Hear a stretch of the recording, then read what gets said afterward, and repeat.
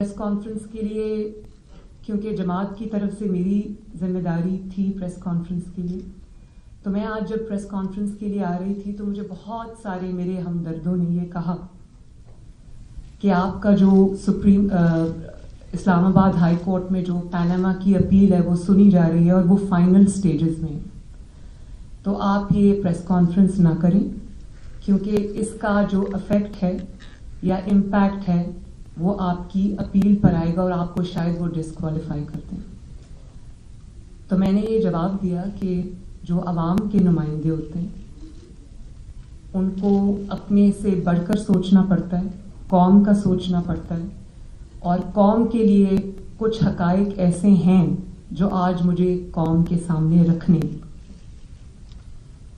मैं 75 साल तारीख में नहीं जाना चाहती, वो भी इन्हीं चीज़ों से इबारत है, लेकिन अगर पिछले चंद साल के 2016 से आप शुरू हो जाएं और आज तक के वाक़यात आप देखें, अदालती फैसले आप देखें, तो रोंगटे खड़े करने वाली एक दास्तान इंसान के सामने आती। फैसला जब हो जाता है तो गलत फैसला हो सकता है, लेकिन गलत फैसले के बाद एक गलत फैसला, उसका एक तसलसल से होना, फैसले कभी बांझ नहीं होते। फैसले जब किए जाते हैं तो उनके बहुत दहाइयों तक असरात उनके रहते हैं और असरात कम नहीं होते। आने वाले वक्त के साथ वो असरात गहरे होते जाते, और किसी भी इदारे की तौहीन कभी भी इदारे के बाहर से नहीं होती। इदारे की तौहीन इदारे के अंदर से होती। अदलिया की तौहीन अगर कोई करता है तो मुतनाज़े फैसले करते हैं, इंसान नहीं करते। मैं अभी पूरा ऐसे लिख के दे सकती हूँ, पूरा मुकदमा लिख के दे सकती हूँ अदलिया की तारीफ में, लेकिन एक गलत फैसला उस सारे मुकदमे को उड़ा के रख देगा। और इसी तरह अगर आप ठीक फैसला करते हैं, इंसाफ पर मबनी फैसला करते हैं, तो उस फैसले के ऊपर जितनी भी तनकीद की जाए वो तनकीद कोई मायने नहीं रखती। जो हकायक आज मैं कौम के सामने रखने जाती हूँ वो अभी रीसेंट डेज में, अभी चंद दिनों पहले जो फैसले हुए, उसने मेरे दिल में, दिमाग में, मेरी यादाश्त, वो सब चीज़ें जो है वो वापस आ गई। मैं उनको मुख्तसरन कोशिश करूंगी, लेकिन क्योंकि वो नाइंसाफियों की फहरिस्त इतनी तवील है कि मौलाना साहब मुझे थोड़ा सा अगर वक्त इनायत फरमा दें। पिछले दिनों आपने देखा कि हमजा शहबाज शरीफ साहब का इलेक्शन हुआ, वो जीत गए।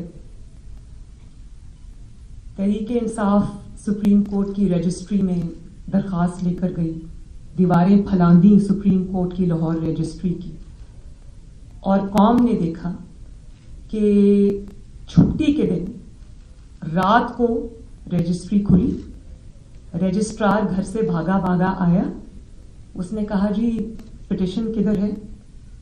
तो तहरीक इंसाफ के लोगों ने कहा कि पिटिशन तो अभी तैयार नहीं हुई। तो पिटिशन उसने कहा हम यहाँ बैठे हैं, आप पिटिशन तैयार करें। ये कभी किसी मुकदमे में हुआ? लोगों की पिटिशंस जाती इंसाफ के लिए, वो पिटिशंस लगती ही नहीं, इंतजार में कई हफ्ते महीने गुजर जाते हैं। अब मैं उसकी तफसील में जाऊंगी तो वो एक बहुत लंबी लिस्ट है। और जब पिटिशन आती है, हमारे इंसाफ का निज़ाम ये है कि जब कोई पिटिशन आती है तो लोगों को पहले से पता होता है कि बेंच कौन सा बनेगा, और जब बेंच बनता है तो लोगों को पता होता है पहले से कि फैसला क्या होगा। ये है इस वक्त हमारे मुल्क में इंसाफ की हकीकत। संजरानी साहब के इलेक्शन में 6 वोट्स रिजेक्ट होते हैं, स्पीकर रूलिंग देता है, सुप्रीम कोर्ट में जाते हैं तो कोर्ट कहती है कि जो स्पीकर की रूलिंग है उसको चैलेंज नहीं किया जा सकता, लिहाजा वो 6 वोट्स जो हैं वो रिजेक्टेड है। अब आप आ जाएं पंजाब असेंबली की तरफ, वहां पर स्पीकर ने रूलिंग दी कि चौधरी शुजात हुसैन साहब जो पार्टी के सरबराह हैं ان کی مرضی کے خلاف جنہوں نے ووٹ دیے ہیں وہ کاؤنٹ نہیں ہوں گے. تو سپریم کورٹ نے ان کو بلا کر کٹہرے میں کھڑا کیا, حالانکہ وہ بھی ڈیپٹی اسپیکر کی رولنگ تھی, اس کو کھڑا کیا. قاسم سوری صاحب کو کیوں نہیں بلایا گیا سپریم کورٹ میں, جبکہ سپریم کورٹ نے کہا کہ آئین ٹوٹا ہے؟ کیوں ان کو نہیں بلایا گیا؟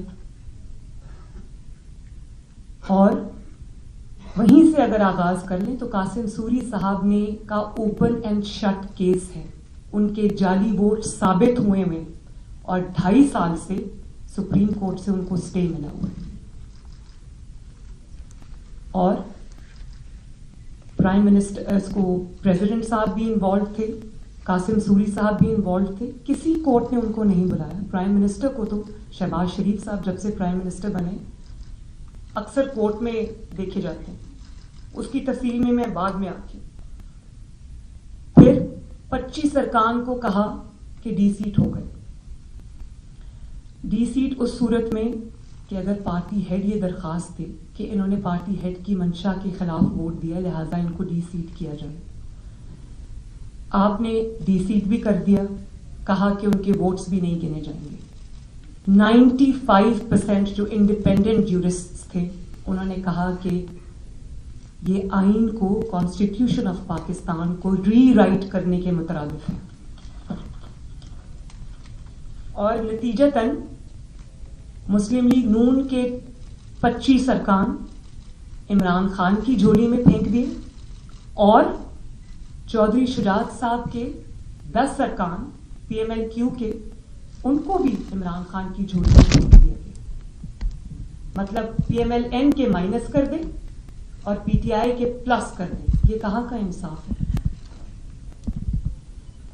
پھر پارٹی کا ہیڈ دیکھ کر اور پارٹی کو دیکھ کر آئین کی تشریح بدل جاتی ہے, پارٹی ہیڈ کی ڈیفینیشن بدل جاتی ہے, اپنے ہی کیے ہوئے فیصلے بدل جاتے ہیں جو ابھی چند دن پہلے کیے.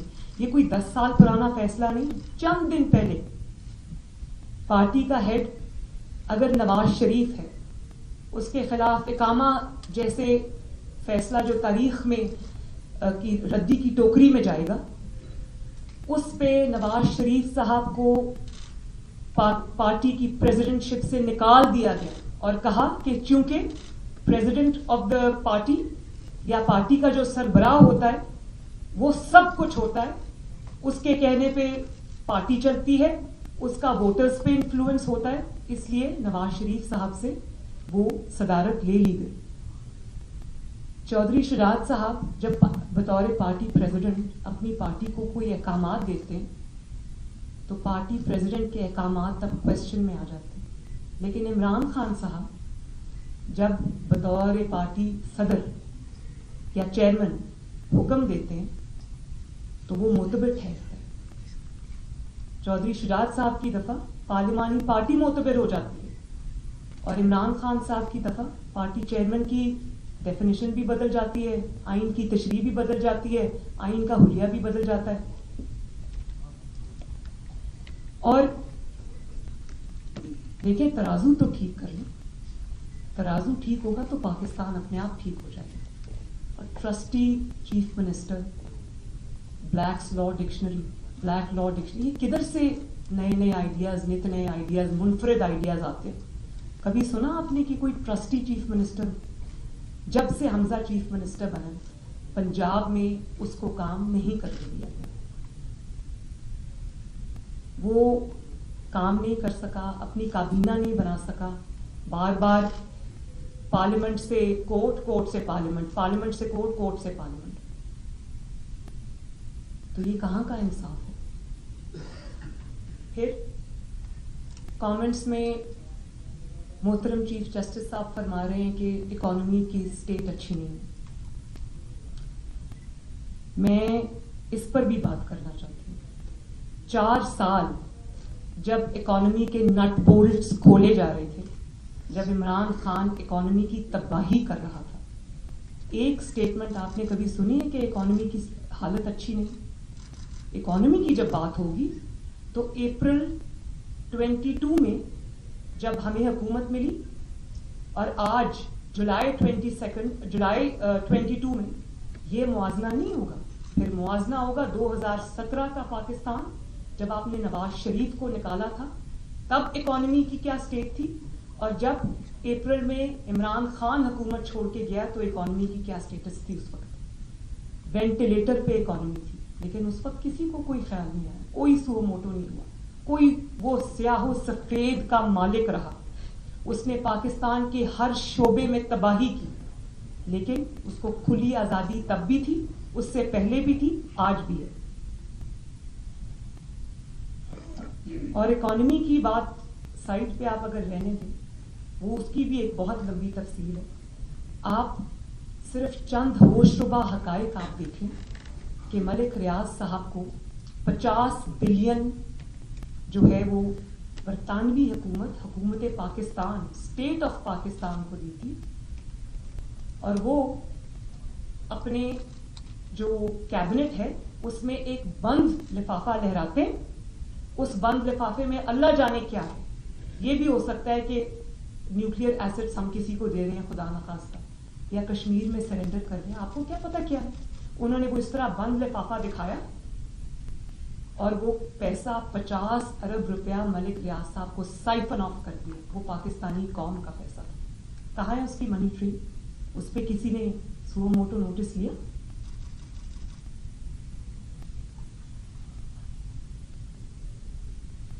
اور معیشت کی بھی اگر آج آپ بات کریں تو معیشت کے خرابی کے سارے تانے بانے 2017 میں جب آپ نے ایک چلتی ہوئی حکومت کو، جس میں ہر انڈیکیٹر معاشی اوپر جا رہا تھا، آپ نے اس کو ڈی سٹیبلائز کیا. اس کے تانے بانے بھی کورٹ کے فیصلوں سے ملتے ہیں.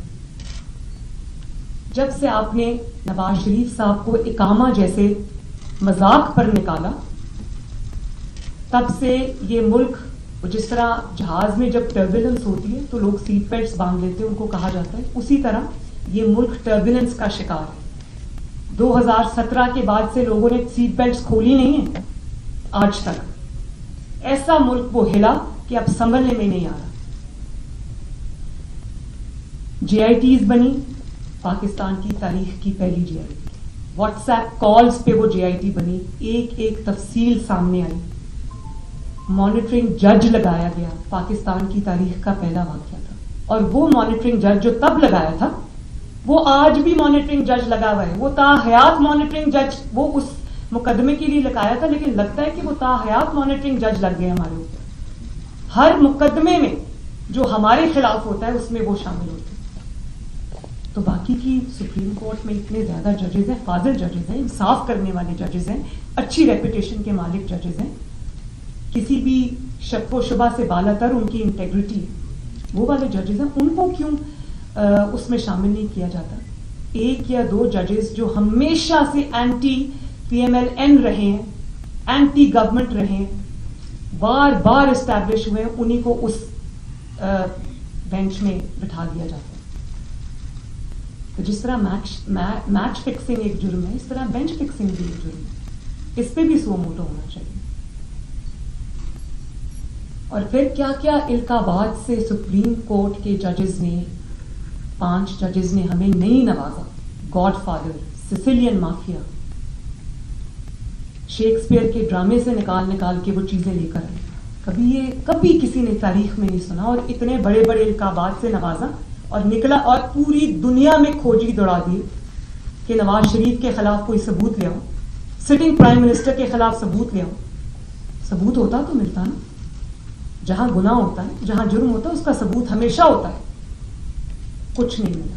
اور پھر آخر میں سسیلین مافیا، گاڈ فادر، سب کچھ کہہ کے اور آخر میں ایک اقامہ پر چلتا کیا. اور مائی لارڈشپس، میں آپ سے بہت احترام کے ساتھ کہتی ہوں کہ جس عدالت میں پیناما کا کیس چل رہا تھا، اسی عدالت میں اس بینچ پہ بیٹھے ہوئے ایک جج نے، جسٹس کھوسا نے، میں ایکس وائی زیڈ نہیں کہتی، میں نام لیتی ہوں، جسٹس کھوسا نے عمران خان کو کہا کہ سڑکوں پہ کیا مارے پھر رہے، میرے پاس لے کے آؤ پٹیشن، میں سنتا ہوں.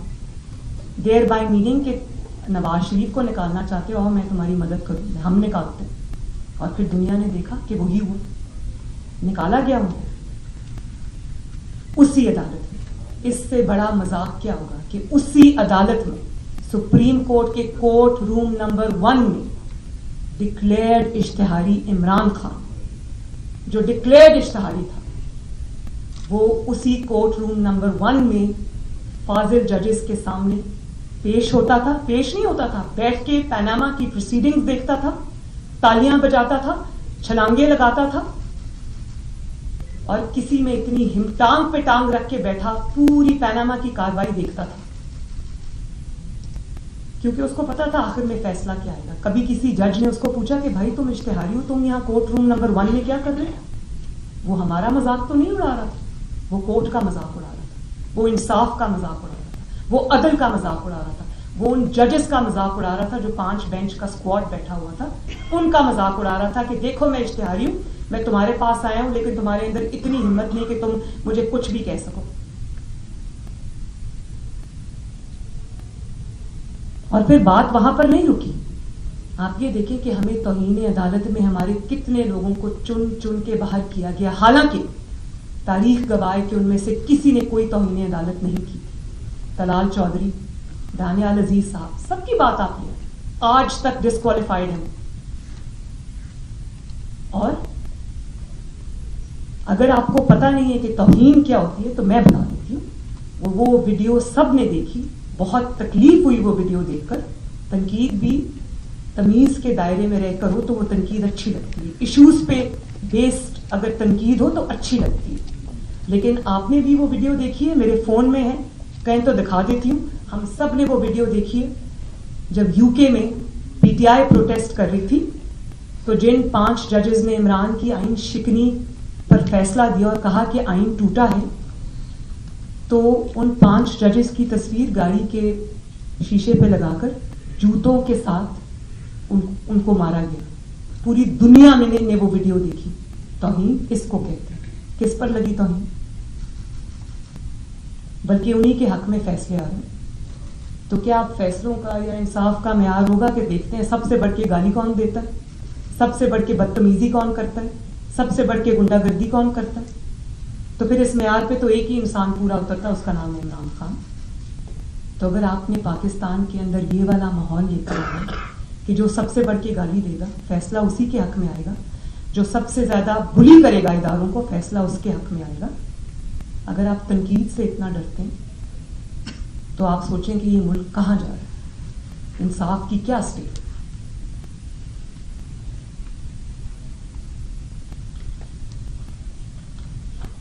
اور پھر دوسری طرف آپ دیکھیں کون سا جرم ہے جس کا ارتکاب عمران خان نے نہیں کیا. گھیراؤ جلاؤ سے لے کر ہنڈی کے ذریعے پیسے منگواؤ, prime minister, elected prime minister کو گردن سے پکڑ کے نکالو, صرف فرمانی کرو, بل جلاؤ, پی ٹی وی پر پارلیمنٹ پہ اٹیک کرو, سپریم کورٹ کے آگے شلواریں ٹانگو اور شارع دستور پہ قبریں کھودو, پہن کے آ جاؤ. کون سا ایسا جرم ہے جو اس میں عدالت میں لینے کی ہمت ہے, یا وہ سو موٹو سارے مسلم لیگ اور ایلائز کی حکومت کے لیے. پھر ابھی کی بات ہے جب دھرنے کی کال دی, لانگ مارچ کی کال دی, تو ریڈ زون میں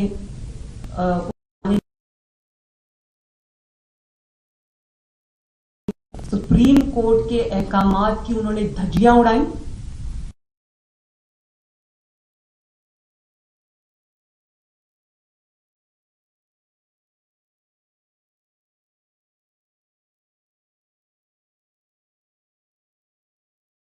احکامات ہی نہ پہنچے ہوں, احکامات کا پتہ ہے.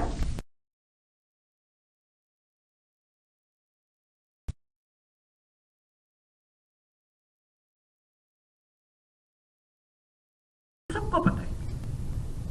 اور پھر اس کے بعد جب آپ نے اجازت دینی تھی تو اس نے اپنی جو ان کی پوری زندگی کی ایک ہی کارکردگی ہے گنڈا گردی, جب انہوں نے آپ نے اجازت دے دی تو انہوں نے پورا دارالخلافہ جو ہے اس میں آگ لگا دی, لٹرلی آگ لگا دی اسلام آباد کے اندر. یہ بھی بدنصیبی اور یہ بھی داغ جو ہے وہ عمران کے ماتھے پہ لکھا گیا، اور سپریم کورٹ کے احکامات کے باوجود. اور اگلے دن سپریم کورٹ کیا فرماتی ہے؟ جج صاحب فرماتے ہیں کہ وہ جو آنسو گیس کے اثرات تھے شاید اس سے بچنے کے لیے آگ لگا دی ہو گرین بیلٹس کو، شاید اس سے بچنے کے لیے آگ لگا دی ہو املاک کو. آپ اندازہ کریں کہ یہ یہاں جتنی بھی جماعتیں بیٹھی ہوئی ہیں ان میں سے کسی نے یہ کام کیا ہوتا، نواز شریف نے یہ کام کیا ہوتا تو کیا آفت آ جاتی. ابھی کچھ نہیں کیا تھا تو اقامہ پر نکال کے باہر کیا. پھر ایسے شخص کو اسی عدالت نے صداقت اور امانت کا سرٹیفکیٹ دیا، صادق اور امین ڈکلیئر کیا. اس نے تاریخ کے سب سے بڑے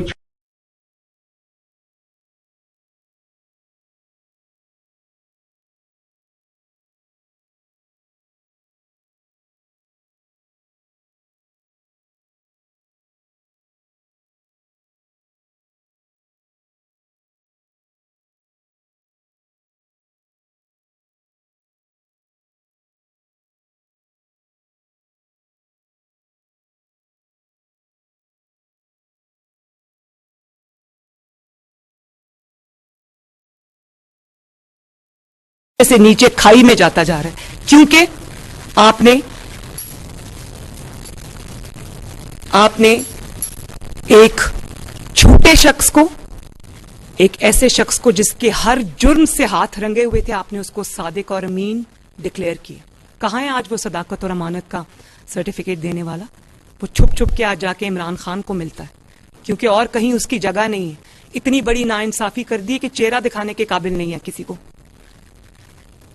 اور وہ صداقت اور امانت کے قصے آج مشہور ہو رہے ہیں. یہ ابھی جو 50 ارب میں ملک ریاض صاحب کی بات کر رہی ہوں، اس کو تو چلیں چھوڑ دیں. آپ آ جائیں ذرا فرا گوگی کے اوپر، مانکا خاندان کے اوپر، اس پہ آ جائیں. اس صادق اور امین نے 5-5 کیرٹ کی ہیروں کی انگوٹھیوں کے عوض فائلز پہ دستخط کیے، ایک ایک اپوائنٹمنٹ کے کروڑوں روپے بنائے. وہ صداقت اور امانت کے قصے پوری دنیا میں مشہور ہو رہے ہیں.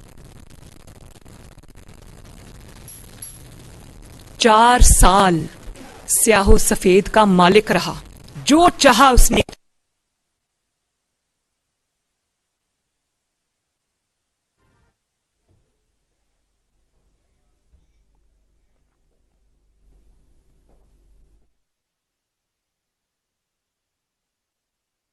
اتحادی رہنماؤں کی مشترکہ پریس کانفرنس اس وقت جاری ہے، جس میں مسلم لیگ نون کی نائب صدر مریم نواز خطاب کر رہی ہیں. انہوں نے کہا کہ کفر کا نظام چل سکتا ہے، ظلم کا نظام نہیں چل سکتا.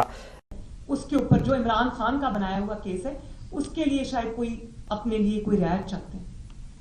تو وہ سو موٹو اس وقت کہاں سو رہا تھا جب عمران خان نے FIA کے سربراہ بشیر میمن کو بلا کے پرائم منسٹرز آفس میں کہا کہ اپوزیشن کے ارکان کو اندر کر دو، کوئی بھی مقدمہ نہیں تو بھی اندر کر دو. اس وقت سو موٹو کدھر تھا؟ اس وقت سو موٹو کدھر تھا جب چیئرمین نیب کی طیبہ گل ویڈیو لے کر ایک سائلہ بن کر اس وقت کے وزیر اعظم عمران خان کے پاس گئی، اس کو وہ ویڈیو دکھائی تو عمران خان صاحب نے اسی کو جو انصاف مانگنے گئی تھی اسی کو اٹھا کے پرائم منسٹر ہاؤس میں نیچے قید کر دی، حبس بے جا میں رکھ لی، اور پھر وہ ویڈیو دکھا کر چیئرمین نیب کو وہ بلیک میل کرتا رہا اور اپنے مخالفین کے خلاف فیصلے دینے پر مجبور کرتا رہا. اس وقت سو موٹو کہاں تھا؟ کسی کورٹ نے آج بھی طیبہ گل پہ سو موٹو لیا؟ وہ در بدر پھر رہی ہے، کسی نے سو موٹو نوٹس نہیں. تو یہ انصاف کا کون سا معیار ہے؟ پھر آپ جسٹس قاضی فائز عیسیٰ کی بات پہ آ جائیں. ہمیں تو چھوڑ دیں، وہ فیلو جج ہیں، آپ کے بردر جج ہیں.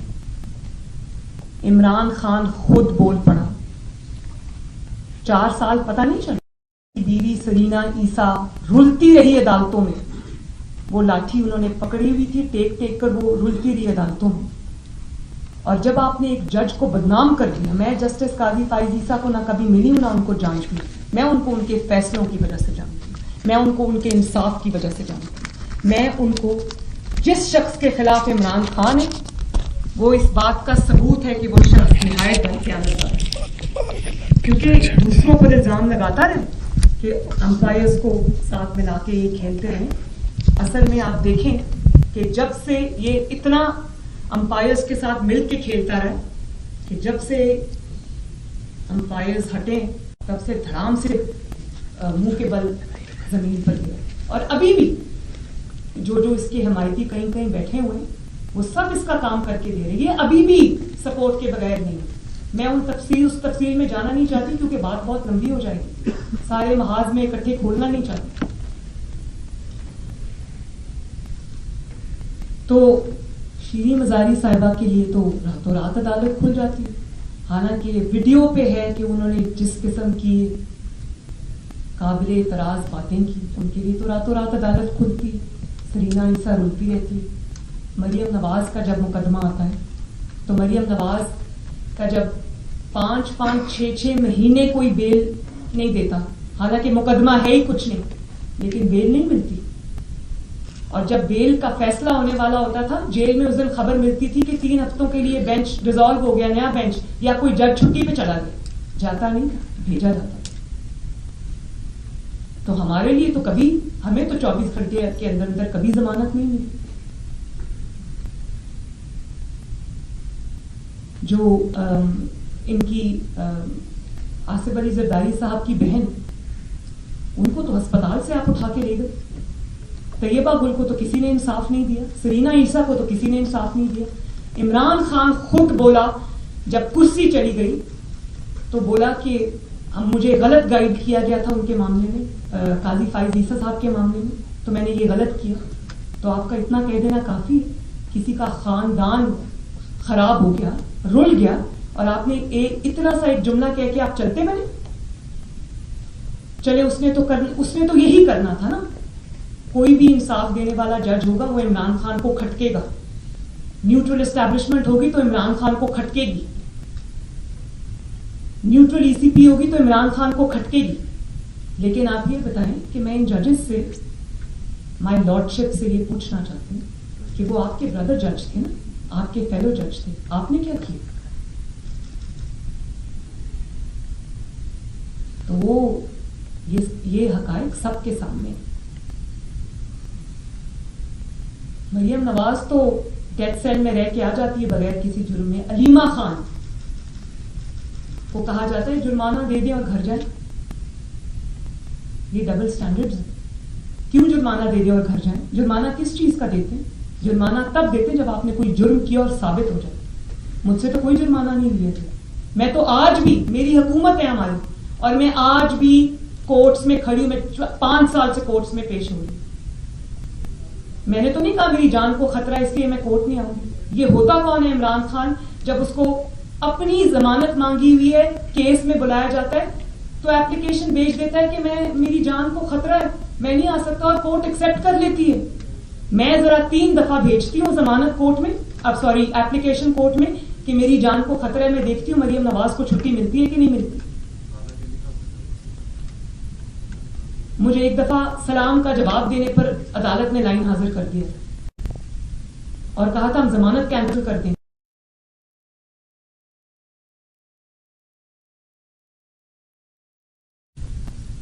تو علیمہ خان پہ تو کوئی سو موٹو نہیں ہوا, وہ چپ کر کے نکل گئی.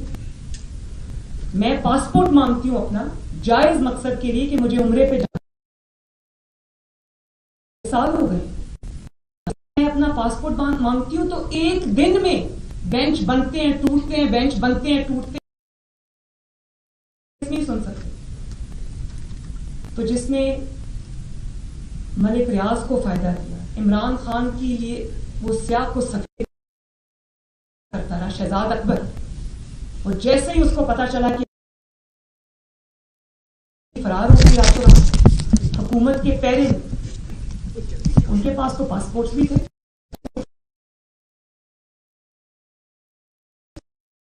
جب ہمارا نام ای سی ایل سے نکالا جاتا ہے تو سپریم کورٹ لائن حاضر کرنے کے لیے سب یہ ڈبل اسٹینڈرڈ کیا. اس کے بعد قاضی فائز عیسیٰ صاحب انہوں نے نوٹس لیا کہ محمود خان نے اپنے ایم ایل ایز کو, اپنے ایم پی ایز کو سرکاری فنڈ سے پیسہ دیا اپنے حلقوں میں. تو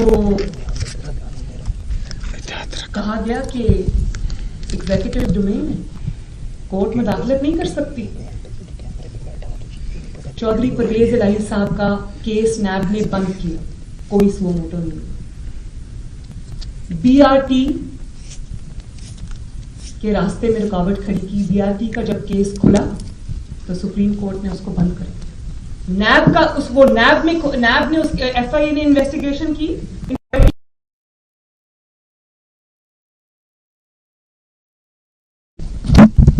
और कहा कि आप नहीं कर सकते। नैब ने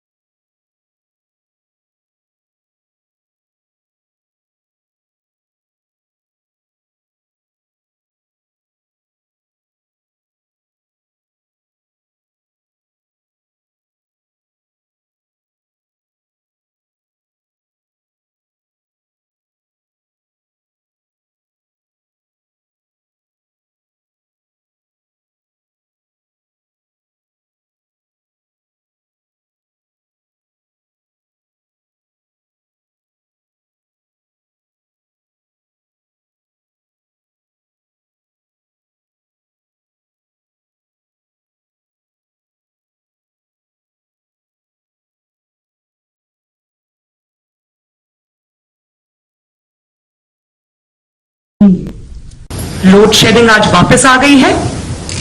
मुल्क संभलने में नहीं आ रहा, दुनिया आपसे नाराज बैठी। तो वो उन 4 सालों की कारस्तानी है और उसके पीछे अदलिया का बहुत बड़ा हाथ है। उनके जो फैसले क्या होता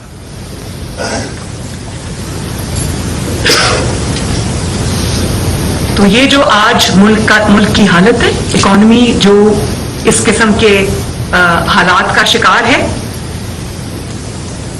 लोड शेडिंग आज वापस आ गई है।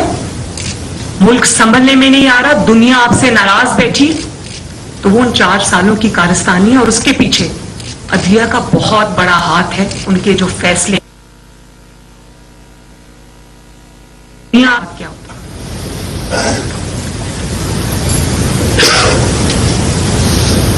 तो ये जो आज मुल्क की हालत है, इकॉनमी जो इस किस्म के हालात का शिकार है, लोड शेडिंग आज वापस आ गई है। मुल्क संभलने में नहीं आ रहा, दुनिया आपसे नाराज बैठी। तो वो उन 4 सालों की कारस्तानी है और उसके पीछे अदलिया का बहुत बड़ा हाथ है। उनके जो फैसले क्या होता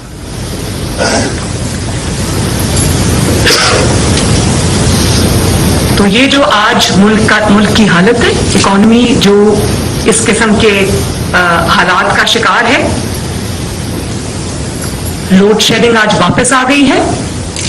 मुल्क संभलने में नहीं आ रहा, दुनिया आपसे नाराज बैठी।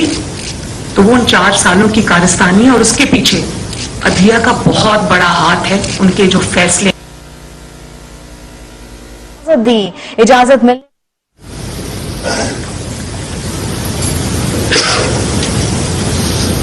تو یہ جو آج ملک ظلم کا نظام نہیں چل سکتا. جو اس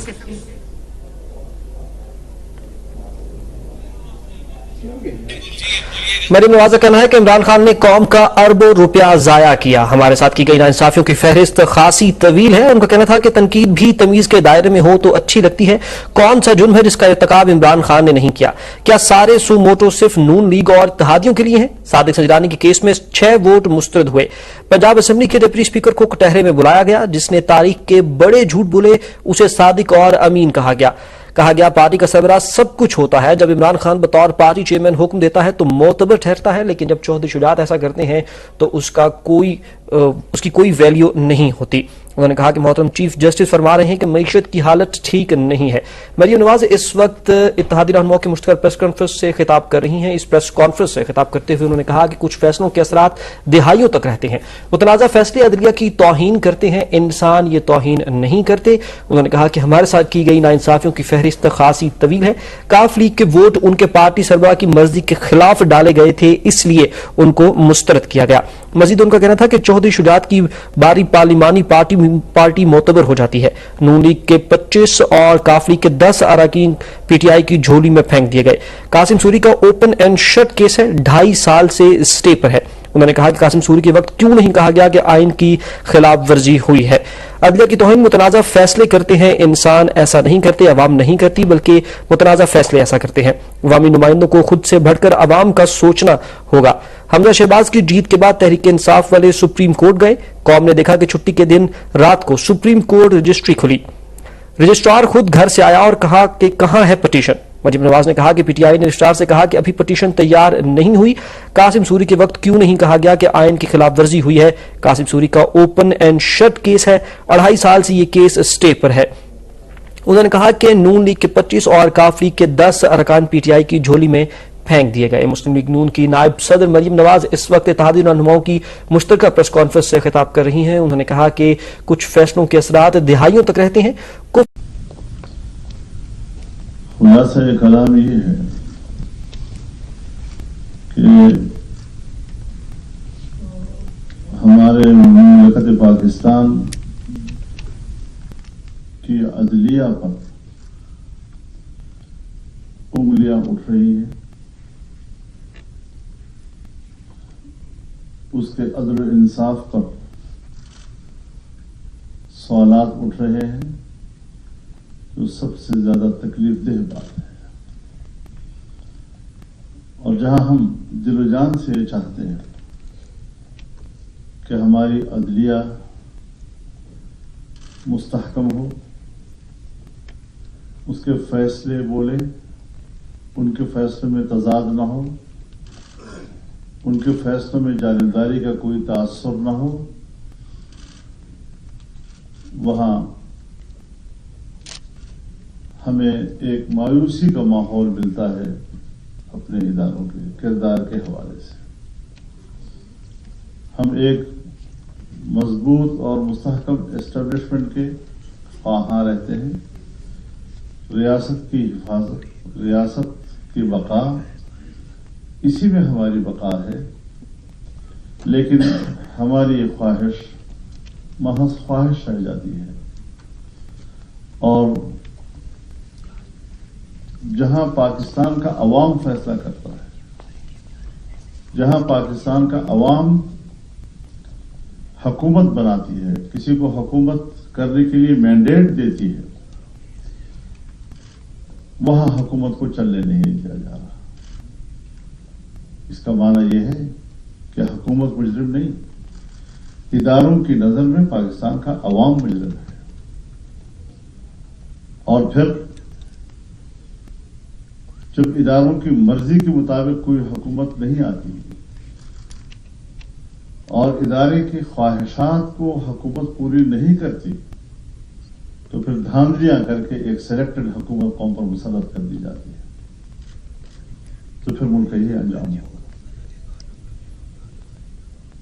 ہمارے ادارے ریاست کی بقا کے لیے میدان میں آتے ہیں, جو ان کا فرض ہے. لیکن کیا کبھی انہوں نے یہ سوچا کہ ریاست آپ کی مداخلت سے کمزور ہوگی؟ सियासतदानों के तर्ज अमल से नहीं। आप तो एक दीवार के पीछे बैठे हैं, वहां आप जो चाहें फैसले करें, जो चाहें आप मीडिया में अपनी राय को फ्लोट करें और सियासतदान को बदनाम करते रहें और कौम के सामने उसको मुजरिम बनाते रहें। लेकिन आज जो हम भुगत रहे हैं और जहां हम खड़े हैं, हर एक में अगर हिम्मत है, अखलाकी हिम्मत है, तो अपनी खुद एहतसाबी खुद भी करें। खुद एहतसाबी की जरूरत है। ताकतवर ताकत दिखाता है और ताकत की वजह से वो हमेशा हक पर होता है। हालांकि रियासत उसके तमाम जराइम की और ताकत के गलत इस्तेमाल की और इदारे के गलत इस्तेमाल की सजा भुगत रही होती है। तो इस एतबार से आज के ये जो प्रेस कॉन्फ्रेंस है, ये एक ही इशू के ऊपर है कि इस बेंच से हमें कोई इंसाफ की तवक्को नजर नहीं आ रही। हम अदालत से फैसले का हक नहीं छीन रहे। हम जरूर ये कहते हैं कि फुल कोर्ट वो केस को सुने। इज्तिमाई जितनी ज्यादा उसमें इज्तिमाइयत होगी, उतना ही कुछ उम्मीद हमें लग जाएगी कि हाँ फैसला जो है मेरिट पे होगा। वरना फिर ये बेंच तो पहले अपने किए हुए फैसलों को या तो उनको रद्द करेगी, उस पर तजाद होगा, उस पर तसादुम होगा, या उसी तरह का फैसला करेगी। तो जो भी इस वक्त गुफ्तगू की है मुहतरमा ने, हम उनको सपोर्ट करते हैं और ये हमारी एक मुत्तफ़क़ा राय है। इस हवाले से जो उन्होंने हवाले दिए हैं, जो माजी बयान की है, वो मैं समझता हूं कि कौम के लिए एक अच्छा मवाद है, आपके लिए भी एक अच्छा मवाद है और उसी को बुनियाद बनाकर हमने अब मजीद आगे बढ़ना है और इस मुल्क को अवाम ने, अवाम के नुमाइंदों ने और सियासतदानों ने तहफ़्फ़ुज़ देने के लिए आखिर हद तक जाना है। खुदा के लिए आज कौम को इस हद तक न पहुंचाए कि कौम इदारों के खिलाफ बगावत करने को उतर आए। जब लोग कहने लगे कि हम इस रियासत के साथ क्यों वाबस्ता है, हमें अपने मुल्क पे अपने आप को अजनबी क्यों महसूस किया जा रहा है, हम क्यों अपने मुल्क के अंदर अजनबी लग रहे हैं, जैसे पता नहीं कहीं बाहर से आए हुए हों और हम इस मुल्क पे रह रहे हैं। हम इस मुल्क के शहरी हैं और ठीक ठाक जचे तुरे शहरी हैं। इस मुल्क से हमारी वफादारी है और कोई बड़े से बड़ा आदमी, बड़े से बड़े इदारे और ताकतवर से ताकतवर इदारे का कोई भी बड़ा अगर मुल्क से वफादारी की बात करता है तो बखुदा मैं उसकी निस्बत अपने आप को बहुत ही ज्यादा वफादार समझता हूं और पाकिस्तान पर कोई कॉम्प्रोमाइज करने के लिए तैयार नहीं हूं। हम भी एक इदारा है, पब्लिक भी एक इदारा है, पार्लियामेंट भी एक इदारा है, अवाम भी एक इदारा है और उसको ताकतवर बनाने के लिए हमें आगे बढ़ना है और इदारों पर अवाम के एतमाद को बहाल करना है। लेकिन जहां हम उन पर एतमाद बहाल करने के लिए आगे बढ़ेंगे, वहां उनको भी अपने किरदार को जांचना होगा और अगर कोई कमजोरी उनके अंदर है तो खुद एहतसाबी में उसकी खुद इस्लाह करें। इंशाअल्लाह मुल्क भी रहेगा, इदारे भी रहेंगे, एतमाद भी रहेगा, एहतराम भी रहेगा और उसी की पादाश में हमारे पाकिस्तान का मुस्तकबिल भी बेहतर होगा। स्टेबिलिटी आएगी तो आपकी इकॉनमी ठीक होगी। इस इसराब और गोमगो की पोजीशन में गुज़श्ता 3.5 पौने 4 साल में भी हमने मुल्क का बेड़ा गर्क किया और अब मजीद हम इसराब पैदा करके पाकिस्तान के मुस्तकबिल को तारीफ कर रहे हैं। हमें अपने मुल्क के मुस्तकबिल को रोशन बनाना है और उसके लिए हुकूमत की ज़रूरी है। तो हुकूमत भी ये फैसला कर चुकी है। हर चंद के हालात से गुजरे, हमने मौक़िफ़ भी अपनाए, इख्तिलाफ़ भी किए, लेकिन आज हम इस जगह पे खड़े हैं इत्तेफाक।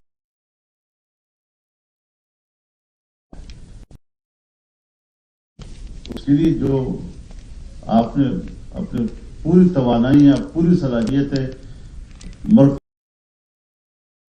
की इकानमी पर, उसके लिए तो सही इस कैफियत पर कैसे हम इस्लाह करें।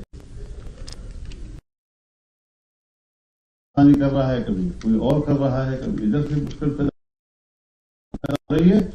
تو مشکل پیدا کرنا کام نہیں ہے.